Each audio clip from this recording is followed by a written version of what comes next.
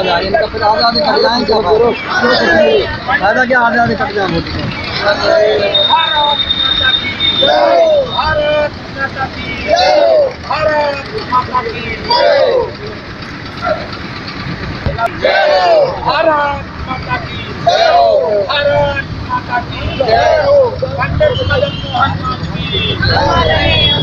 पंडित मदन मोहन मालवीय, पंडित मदन मोहन मालवीय। कार्यक्रम की अध्यक्षता कर रही हमारी बेटी जिला उपाध्यक्ष महिला सभा जनपद गाजियाबाद संजीव शर्मा जी, कार्यक्रम का आयोजन और संचालन कर रहे शिक्षाविद भाई मुकेश शर्मा जी, इंजीनियर धीरेन्द्र यादव जी,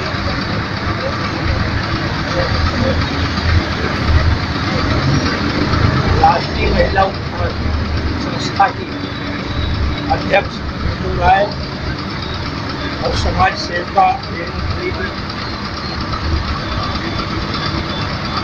और यहाँ पर तमाम हमारे साथी हैं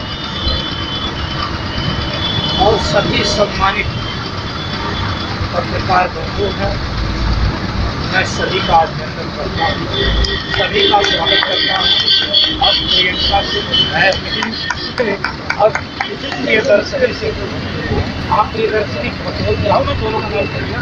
हाँ, और सभी पत्रकार साथी जो यहाँ उपस्थित है, मैं सबका अभिनंदन करता हूँ, सबका स्वागत करता हूँ। और आज महामना पंडित मदन मोहन मालवीय की पुण्यतिथि की पूर्व संध्या पर यह आयोजन रखा गया है। और इस आयोजन का उद्देश्य है कि हमारे जो पत्रकार साथी हैं यहाँ पर उपस्थित हैं, उनका सम्मान करना है। और मेरे बड़े भाई हैं सीपी सिंह जी, इनका सम्मान करना। ये बुद्धिजीवी हैं, अधिकारी रहे हैं दिल्ली में और लगातार वीरेंद्र बाबू हैं, वो हमारे बोलने के बाद ये आप लोगों के अंदर कंबल, मिष्ठान और आपको माल्यार्पण करके आपको सम्मानित करेंगे। मेरा तो आप लोगों के बीच में इतना ही कहना है कि महामना मदन मोहन मालवीय अकेले पत्रकार ही थे, ये विलक्षण प्रतिभा के थे, ये शिक्षा शास्त्री, शिक्षाविद थे और कानूनविद थे। कानून का जितना ज्ञान इन्हें था, और मैं उस घटना को बताऊंगा आप लोगों को, शायद ही किसी को रहा हो। पत्रकारिता में तो इन्होंने हिंदुस्तान वार्षिक अखबार में जो प्रतापगढ़ से राजा निकलवाते थे, उसमें संपादक के रूप में काम किया था। और संपादक के रूप में काम करते हुए जब 1919 में चौरी चौरा कांड हो गया था और उसमें 177 लोगों को मुकदमे के अंदर अंग्रेज सरकार ने फंसा दिया था, लगातार उन पर मुकदमा चल रहा था। वह केस मालवीय जी के यहाँ गया और मालवीय जी ने अपने विलक्षण प्रतिभा से 177 लोगों में से 152 लोगों को मुकदमे से मुक्त करवा दिया। ये इतना बड़ा काम किया आपने। और आप स्वतंत्रता सेनानी रहे। और सबसे बड़ा काम अगर मैं यहाँ न कहूँ तो कृतज्ञता होगी कि उन्होंने बिना संसाधन के काशी हिंदू विश्वविद्यालय की स्थापना की, जहाँ लाखों लाखों लोग शिक्षा प्राप्त करके देश की आज़ादी में अपना महत्वपूर्ण योगदान देते हैं। हम आज उन्हें इसीलिए याद करते हैं और मेरा यह बात कहने में कोई मुझे संकोच नहीं है कि वह लोग सही मायने में नहीं था। आज जितने झूठे प्रपंच वाले लोग हैं, जो जितना ज़्यादा बड़ा झूठ बोल रहा है वो बड़ा नेता हो जाता है।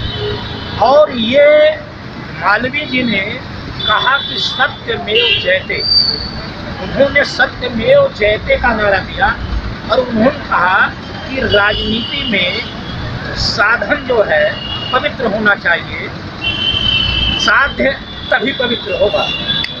और गांधी जी ने महामना मदन मोहन मालवीय की लगातार तारीफ की और उन्होंने कहा कि इतना बड़ा विचारवान अगर मेरे देश में कुछ लोग हो जाए तो यहाँ जातिवाद समाप्त हो सकता है, यहाँ धार्मिक पाखंड समाप्त हो सकता है, यहाँ हिंदू और मुस्लिम एकता हो सकती है, यहाँ सद्भाव, भाईचारा, प्रेम, न्याय और बंधुत्व हो सकता है।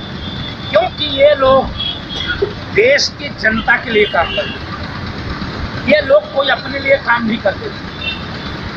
और एक घटना आप लोगों को सुनाता हूँ कि जब हैदराबाद नवाब के पास आप पहुँचे चंदा लेने के लिए और इन्होंने कहा मैं ये यूनिवर्सिटी बना रहा हूँ और इसके लिए पैसा चाहिए।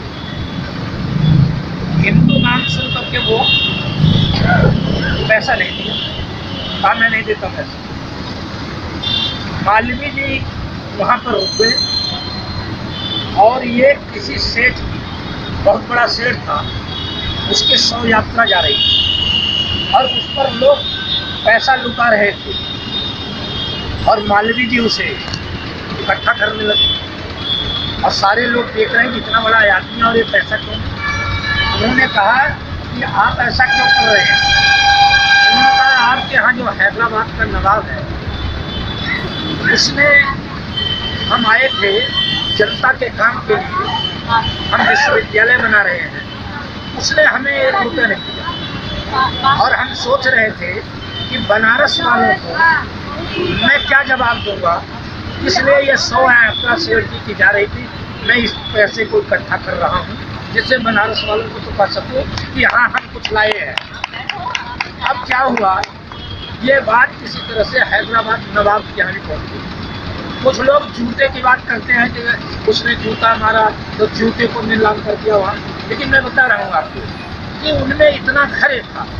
जब नवाब को पता लग गया हैदराबाद में कि ये तो देखिए ये इतना दृढ़ निश्चयी व्यक्ति है कि दूसरे के लिए, दूसरे के काम के लिए ये 100 यात्रा से पैसा इकट्ठा कर सकता है, तो उसने बुलवाया एक और खूब ढेर सारा पैसा दिया, चंदा दिया, बनारस हिंदू यूनिवर्सिटी को बनाया। तो ये लोग महान लोग, हम लोग इनका नाम ले रहे हैं।